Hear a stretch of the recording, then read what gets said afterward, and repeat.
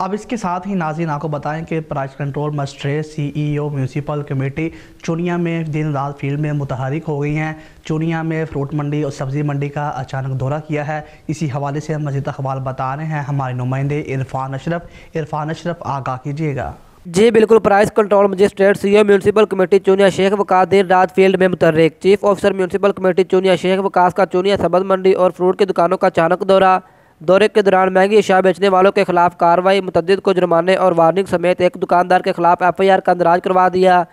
Municipal committee چونیا کے chief officer شیخ وقاص نے senior صحافی محمد اشرف مولا سے گفتگو کرتے ہوئے بتایا کہ گراں فروشی کرنے والے کسی رائج کے مستحق نہیں۔ پنجاب حکومت کی ہدایات کے مطابق سرکاری نقشہ ناموں پر ہر صورت عمل درآمد کروایا جائے گا۔ سبزی، فروٹ، گوشت اور ضروریات زندگی کی دیگر اشیاء کو سرکاری ریٹ لسٹ پر فروخت کو یقینی بنایا جائے گا۔ خلاف ورزی کرنے کی صورت میں جرمانے اور مقدمات کا سامنا کرنا ہوگا۔ انہوں نے مزید کہا کہ شہری بھی ذمہ داری کا احساس کرتے ہوئے دکانوں پر کڑی نگاہ رکھیں۔